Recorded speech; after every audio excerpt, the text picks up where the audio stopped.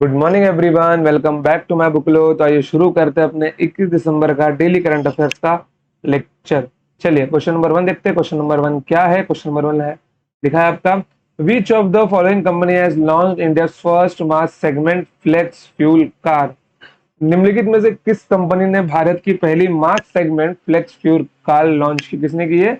Maruti Suzuki ने की है। अब देखो यहाँ पर, हालांकि मुझको लगा था कि शायद भारत को फ्लेक्स फ्यूल तैयार करने में बहुत टाइम जाएगा, लेकिन यहाँ पर इसने प्राइवेट कंपनीज को ये काम देकर बहुत ही जल्दी काम ये करवा लिया है। मतलब कि फ्लेक्स फ्यूल वाली कार लॉन्च हो भी गई है। फ्लेक्स फ्यूल क्या होता है?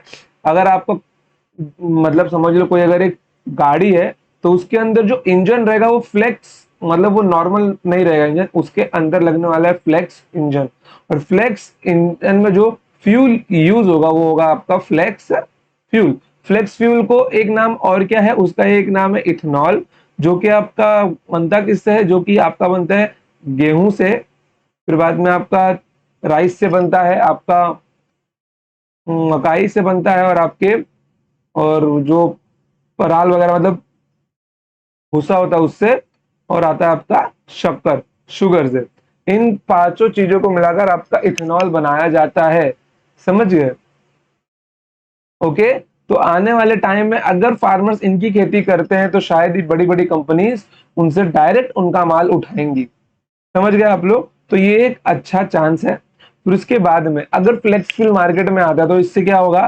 पेट्रोल और डीजल की जो डिमांड होगी वो धीरे धीरे कम हो ही जाएगी। और गवर्नमेंट एक टाइम के आने के बाद में, अगर अंदाजन बोलता हूं कि आज से 5 से 6 साल के बाद में अगर फ्लेक्स फ्यूल में अच्छी हमको पहुंच मिल जाती है, अगर 80/20 का मिल जाता है, मतलब 80% इथेनॉल हो और 20% केवल पेट्रोल हो, तो उस मिक्स में, तो उससे क्या होगा? रातों रात सुप्रीम कोर्ट बोल देगी कि BS4 और BS5 वाले जितनी भी गाड़ियां है सबको बंद कर दिया जाए। मतलब जो नॉर्मल इंजन अभी गाड़ियों में लगते हैं, फिर उसके बाद सिर्फ क्या फिर उसके बाद सिर्फ आपके रहेंगे फ्लेक्स इंजन, और फ्लेक्स इंजन में लगने वाले फ्लेक्स फ्यूल। ओके। तो मैंने इसके ऊपर एक पूरा डिटेल्ड वीडियो बना के रखा है जो आपको माय बुकलो के चैनल पे मिल जाएगा। ओके। चलिए, तो इसका आंसर आपका ऑप्शन नंबर है मारुति सुजुकी। चलिए क्वेश्चन नंबर सेकंड देखिए, which country passed world's first law to ban smoking for the next generation. अगली पीढ़ी के लिए धूम्रपान पर प्रतिबंध लगाने के लिए किस देश ने दुनिया का पहला कानून पारित किया है? किसने पारित किया है? न्यूजीलैंड ने यह कानून पारित किया है। 2008 के बाद जन्म लेने वाले सिगरेट नहीं खरीद सकते हैं, ये न्यूजीलैंड ने बोला है। ओके। 2008 से के बाद से जन्म लेने वाले, मतलब अगर मैं अंदाजा लगाऊं तो अभी रिसेंट में उनकी एज लगभग 14 साल के आसपास होगी, जिन्होंने 2008 में जन्म लिया होगा। अगर 14 साल के बच्चे अगर सिगरेट पीने लगे, समझिए मतलब 1 से 14 साल के बच्चे अगर सिगरेट सिगरेट पीने लगते हैं तो आने वाली पीढ़ी पूरी की पूरी बर्बाद हो जाएगी। समझ गए? चलिए, और अगर मैं बात करूं इंडिया की, तो इंडिया में बिलो 14 भी बच्चे सिगरेट पी रहे हैं। मतलब वैसे बच्चे जो रोड पर घूमते हैं, ओके, जिनका कोई भी ख्याल रखने वाला नहीं है, ध्यान रखने वाला नहीं है, वो बच्चे नशा करने लगते हैं। समझिए, ऐसी बहुत सारी वीडियोस आपको सोशल मीडिया साइट्स पर मिल जाएंगी। समझ गए? अभी रिसेंट में I think last last month का एक वीडियो वायरल हुआ था। कुछ बच्चे, मतलब कि अगर मैं एज बताऊं तो मे बी 13 ईयर्स के होंगे लगभग, वो लोग बॉन्ड सूंघ रहे थे। क्या बॉन्ड? बॉन्ड क्या होता है? बॉन्ड एक लिक्विड फॉर्म में रहता है, मतलब कि वो फेविकोल जैसा दिखता है लेकिन सफेद सफेद होता है। उसको सूंघने से ना माइंड में डोपामिन रिलीज होता है, मतलब एक अलग ही सुख की प्राप्ति होती है। लेकिन उससे क्या होता है मालूम है? उस बॉन्ड को सूंघने से जो आपका लंग्स होता है वो धीरे धीरे गलने लगता है, लंग्स बहुत कमजोर पड़ जाता है। मतलब अगर किसी ने एक पंच भी अगर खींच के दिया ना आपके लंग्स के ऊपर, चेस्ट के हिस्से पे, बंदा वहीं है सीधा ऊपर निकल लेगा। समझ गए? चलिए, तो अगर आप लोग नशा नहीं करते तो ये तो बहुत अच्छी बात है, क्योंकि नशा करने से क्या होता है मालूम है? दिमाग अपने आप कमजोर पड़ने लगता है। क्योंकि देखो यहाँ पर मैं अभी बताता हूँ, नशे का मार्केट, गुटखे का मार्केट इंडिया में है 46,000 करोड़ रुपए का। ओके। और वहीं मैं अगर दारू की बात करता हूं तो पूरे इकोनॉमी का टैक्स वैक्स काट के बोल रहा हूं मैं, पूरे इकोनॉमी का 8.86% सिर्फ अल्कोहल है। समझ गए, इतना बड़ा नशे का मार्केट है। गवर्नमेंट इसको बंद करना चाहती है, बंद नहीं कर सकती, बट हाँ न्यूजीलैंड से भारत को सीखना चाहिए कि हम लोग एक ऐसा स्टेप उठा सकते हैं। ओके, हम लोग एक ऐसा स्टेप उठा सकते हैं कि अगर कहीं भी 2008 के बाद जो भी जन्मे बच्चे हैं या फिर 0 से 14 साल के बाद जो भी जन्मे बच्चे हैं, उनको अगर कोई भी सिगरेट वगैरह देता है या फिर बेचता है तो क्या होगा, उसके ऊपर केस किया जाएगा, केस किया जाएगा। क्योंकि न्यूजीलैंड में अगर ये कानून आया है तो ये जाहिर सी बात है वहां पर भी चोरी से बेचने वाले लोग तो होंगे ही होंगे। तो वहां पे वहां की पुलिस को और सक्रिय होकर काम करना पड़ेगा। समझ गए। और अगर यही चीज इंडिया में करते, क्योंकि इंडिया में अगर मैं बात करता हूं तो अभी बिहार में दारू बंद किया गया था, वहां पे लोग नकली शराब बनाने लगे। क्या? नकली शराब बनाने लगे और बेचने लगे। उससे क्या हो गया, उससे कम से कम 61 लोगों की मौत हो गई है। ओके, तो यही होता है, अगर पाबंदी लगाते हो तो लोग कुछ ना कुछ तो करके उसका जुगाड़ निकाल ही लेते हैं। लेकिन इंडिया को इसका एक दूसरा रास्ता निकालना चाहिए, क्योंकि अगर नशे को बंद किया जाएगा तो इकोनॉमी में बहुत बड़ा लॉस होगा। ठीक है, लेकिन लोगों को रोकना भी है, क्योंकि अगर नशे को पूरा बंद कर दो, मान लो कि एक बार इमरजेंसी लगा के नशे की सारी कंपनियां बंद हो भी जाती है, तो आप देखोगे कि इतने लेवल पर मतलब कि इंडिया का माहौल बिगड़ जाएगा ना, जिसकी कोई सीमा नहीं होगी। फिर उसके बाद में मतलब लोग चोरी से दारू बेचने लगेंगे, सिगरेट बेचने लगेंगे, वो सब बेचने लगेंगे। तो चोरी से बेचता था कि गवर्नमेंट ही सबको बेचे, गवर्नमेंट को उसका पैसा मिले। समझ गए। ओके, तो यही बात है। बाकी नशे के ऊपर अगर कोई बच्चा पीसीएस की तैयारी कर रहा है या फिर यूपीएससी की तैयारी कर रहा है तो उनको एग्जाम में क्वेश्चन पूछा जा सकता है कि भारत में हो रहे नशे को लेकर आगे आने वाली पीढ़ी पर इसका क्या प्रभाव पड़ सकता है, और भारत सरकार को क्या क्या स्टेप्स उठाने चाहिए इसको रोकने के लिए। तो एज अ एक सिविल एस्पिरेंट आपको सोचना चाहिए, और अगर आप लोग सोच पा रहे हो, कोई प्रॉपर रास्ता अगर आपको मिल रहा है तो आप कमेंट सेक्शन में बता सकते हो। अगर आपका आंसर अच्छा लगता है तो आपके जो आपने कमेंट किया होगा उसको पिन किया जाएगा। ठीक है बच्चों, चलो देखो, आज तक तो सबसे पहले क्या होता था, सिगरेट के डब्बे पे लिखी रहती थी चेतावनी, लेकिन अब कनाडा शहर में क्या होगा, सिगरेट के ऊपर भी लिखी रहेगी चेतावनी। ठीक है। अरे हाँ हाँ, वेट वेट वेट वेट, मेरे को एक न्यूज याद आया ना, 1982 की बात है शायद, या 1980s की बात है। एक बंदा था, आई थिंक स्टेनली करके, मेरे को उस साइंटिस्ट का पूरा नाम याद नहीं आ रहा है। उसने एक ऐसी सिगरेट बनाई थी, उसने एक ऐसी सिगरेट बनाई थी जिसको पीने से कभी कैंसर हो ही नहीं सकता था। मतलब कि उनके लिए, मतलब कि जो सिगरेट पीते थे वो लोग भी सिगरेट पीते, प्लस उनको उससे कुछ नुकसान भी नहीं होता। उसका ये जो उसका ये जो रिसर्च था, इनोवेशन जो था इसका, उसकी ये इनोवेशन कभी बाहर ही नहीं आई। ठीक है, और वो रहस्यमय रूप में गायब भी हो गया। और जितनी सिगरेट कंपनी थी उस टाइम पे, उस सारी की सारी सिगरेट कंपनीज ने दबाव डाल के उसके उस इनोवेशन को रोक दिया। ओके, एक बंदा और था। ओके, उस बंदे ने पानी से चलने वाली गाड़ी बनाई थी 1980s के टाइम पे। वो बंदा भी रहस्यमय तरीके से गायब हो गया, और उसका भी इनोवेशन मार्केट में नहीं आया। क्योंकि अगर मार्केट में उसका इनोवेशन आता तो सबसे ज्यादा घाटा किसको होता है, जो कंपनी तेल सप्लाई करती है अरब कंट्रीज को, जो लोग ऑयल सप्लाई करते हैं। अगर अगर मान लो भारत में पानी से चलने वाली गाड़ी बन गई, तो जिसका इनोवेशन होगा, जिसका ये इनोवेशन रहेगा, मैं आपको बताता हूँ वो बंदा रातों रात गायब हो जाएगा। सच बता रहा हूं मैं। क्योंकि इससे जो फ्यूल कंपनीज है उनको इतना बड़ा लॉस होगा कि उस लॉस को कोई भर ही नहीं पाएगा। समझ रहे आप लोग। चलिए, क्योंकि गवर्नमेंट के इकोनॉमी का इतना बड़ा हिस्सा बच जाएगा ना कि उसको वो और कामों में लगा सकते हैं, लेकिन बाकी कंपनीज को इससे कुछ फायदा होगा नहीं। जैसे कि मैं आपको एक ना नॉर्मल सा केस बताता हूँ अपने घर से, आप लोग रिलेट करके देखना कि ये कंपनी पैसा कैसे कमाती है। देखो, एक लेडी है, ओके, लेडी की शादी होती है, फिर लेडी प्रेग्नेंट होती है, ओके, लेडी प्रेग्नेंट होती है। अभी आप सबको पता है कि प्रेग्नेंट होना क्या होता है, एक नेचर का प्रोसेस होता है, ओके। गर्भवती लिख देता हूँ यार,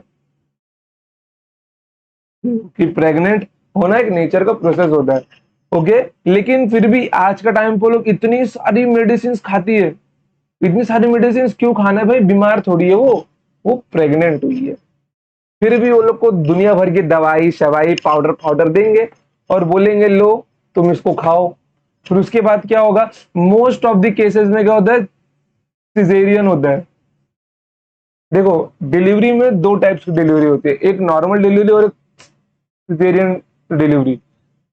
सिजेरियन में क्या होता है? पेट चीर के निकाला जाता है बच्चे को, और नॉर्मल में तो बच्चा नॉर्मल ही होता है, ओके। बट क्या होता है इसमें ना, मनी ज्यादा लगता है और नॉर्मल वाले में उतना पैसा नहीं लगता लोगों का। समझ गए आप लोग? तो डॉक्टर लोग ज्यादा पैसा कमाने के चक्कर में लोग को बोलते हैं कि बच्चे का मुंडी ये हो गया है, वो हो गया है, आप लोग पेन को बर्दाश्त नहीं कर सकते, ब्ला ब्ला ब्ला दुनिया भर की बातें वो लोग बताते रहते हैं, ठीक है। और प्लस मेडिसिन खाने से क्या होता है? मेडिसिन खाने से तो इसके चांसेस और बढ़ जाते हैं। मेडिसिन खाने से इसके चांसेस और बढ़ जाते हैं, जिससे क्या होता है? बच्चे के दिमाग पर असर पड़ता है, बच्चे के दिमाग पर असर पड़ता है। समझ गए आप लोग?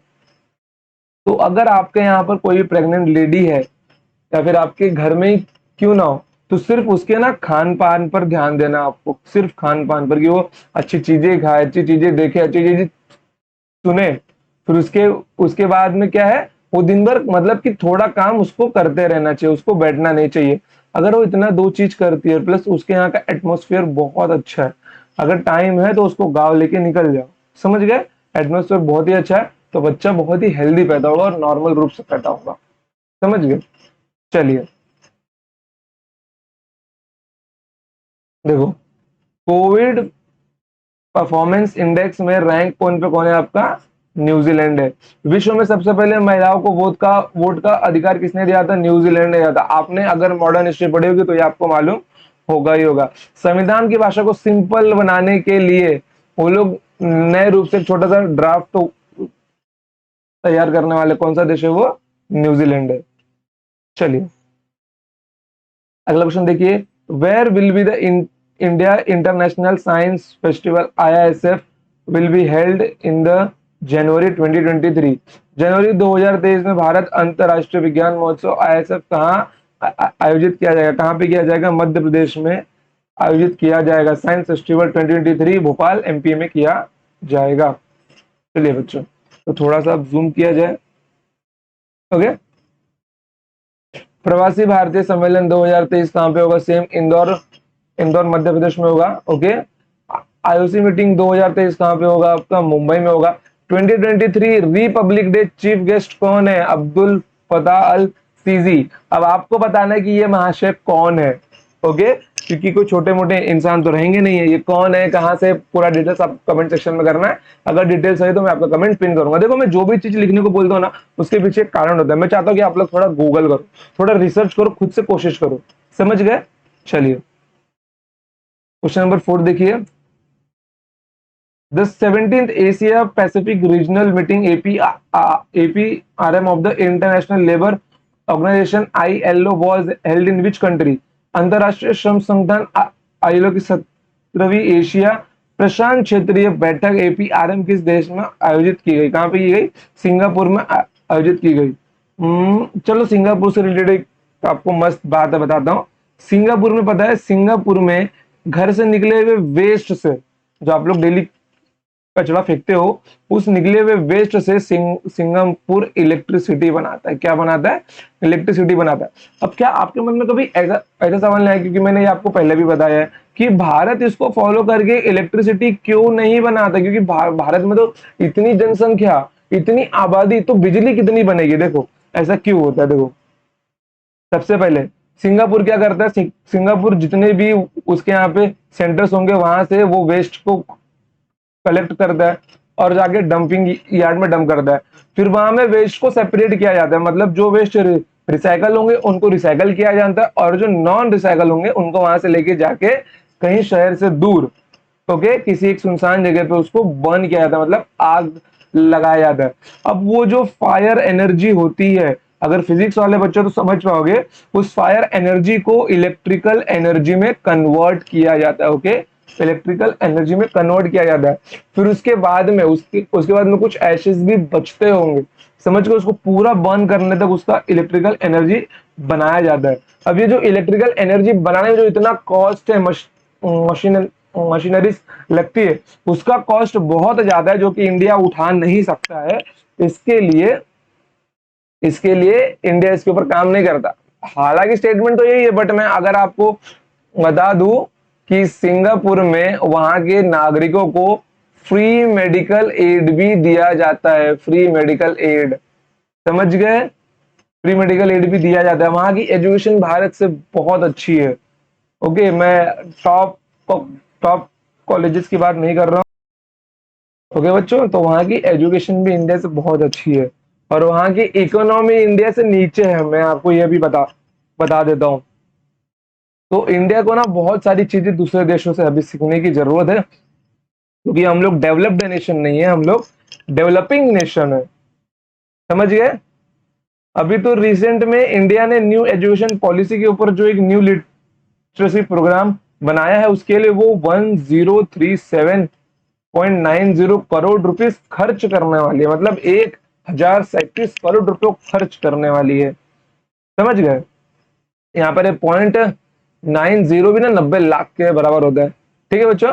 तो देखो, अभी इतना जब गवर्नमेंट खर्च करने वाली है, तो मैं तो आपको बोलूंगा आप जाइए पीआईबी के साइट के ऊपर, आपको पूरा न्यू, क्या है, न्यू एजुकेशन लिटरेसी प्रोग्राम में भी शायद एनआईएलपी उसका शॉर्ट फॉर्म है, ओके। आप जाइए इसके बारे में सर्च कीजिए और पूरा वो डिटेल में पढ़ के लीजिए। बहुत सारी बातें लिखी हुई है उसके अंदर, बहुत सारी अच्छी अच्छी बातें भी लिखी हुई है, लेकिन बात वही है ना कि फॉलो करवाने वाले अपने टीचर्स ही हैं, और जो एजुकेशन है वो स्टेट के अंडर में आता है, तो सेंट्रल कितना भी बोल ले, स्टेट को ही फॉलो फॉलो करवाना है वो, ठीक है बच्चों। चलिए, आईएलओ मतलब ये इंटरनेशनल लेबर ऑर्गेनाइजेशन की स्थापना स्थापना कब हुई थी आपकी? 1919 में हुई थी। इसका मुख्यालय कहाँ है? जिनेवा में। इसके अध्यक्ष कौन है? गिलबर्ट हुंगबो, जो टोगो से हैं। चलिए, मीटिंग कहाँ इसकी हुई है? सिंगापुर में, okay. World development and social outlook report कौन निकालता है? आपका आईएलओ निकालता है। चलिए, क्वेश्चन नंबर 5 देखिए, which movie has been nominated in 2 categories at the Golden Globe Awards to be held in January 2023? जनवरी 2023 में आयोजित होने वाले गोल्डन ग्लोब अवार्ड में किस फिल्म को 2 श्रेणियों में नामांकित किया गया है? किसको किया गया है? आरआरआर को किया गया है, okay. Rise, revolt and roar, okay. इसके अंदर हीरोज कौन कौन थे आपके? रामचरण और जूनियर एनटीआर। चलिए, बहुत अच्छी मूवी थी, बहुत अच्छी मूवी। मतलब कि पता नहीं बॉलीवुड कभी ऐसी बना पाएगा कि नहीं बना पाएगा, लेकिन साउथ ने झंडे गाड़ दिए। गोल्डन ग्लोब अवार्ड यूएसए में आयोजित किया जाता है, और नॉन इंग्लिश मूवी है जो इसको इसके अंदर नामांकित किया गया है। ऑस्कर 2023 में भारत की कौन सी फिल्म है जिसको नामांकित किया गया? छेल्लो शो, जो कि कहाँ गया? गुजरात की है। और ऑस्कर 2022 में कौन सी भारतीय फिल्म थी? खुजांगल, हो गया बच्चों। चलो, तो आपको आज यहाँ पे क्या काम करना है? सबसे पहले फ्लेक्स फ्यूल के बारे में पूरा पढ़ के लेना है, ओके। क्योंकि साइंस एंड टेक्नोलॉजी के रिस्पेक्ट से फ्लेक्स फ्यूल बहुत इंपॉर्टेंट क्वेश्चन बन जाता है। फ्लेक्स फ्यूल बनता किससे है, कितना खर्चा होता है, गवर्नमेंट ये क्यों कर रही है, पूरी डिटेल में जानकारी है। पेट्रोल और डीजल की जगह कैसे लेगा, फ्लेक्स इंजन क्या होते हैं वगैरह एंड ऑल, ओके। फिर उसके बाद में आपको पढ़ना है न्यू एजुकेशन पॉलिसी, जो कि मेरे मुंह से निकल गया था, तो आपको पढ़ना ही पड़ेगा, ठीक है। फिर उसके बाद में आपको पीआईबी के साइट पे जाके पढ़ना है एनआईएलपी के बारे में, ओके। और जो गवर्नमेंट 1037.90 करोड़ रुपीस खर्चा कर रही है, उसमें सेंटर का हिस्सा कितना है और स्टेट को कितना मिलेगा, वो सब आपको देखना है, ठीक है बच्चों। चलो, तो ये मैंने आपको दे दिया आपका होमवर्क, जो आपको करना है बाकी मिलते हैं हम लोग next time. Till then tata, bye bye, जय हिंद, जय भारत, लव यू ऑल।